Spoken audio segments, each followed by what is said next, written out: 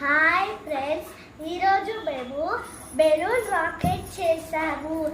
అది ఎలా చేయాలో మీకు తెలిస్తే కింద కామెంట్ చేయండి.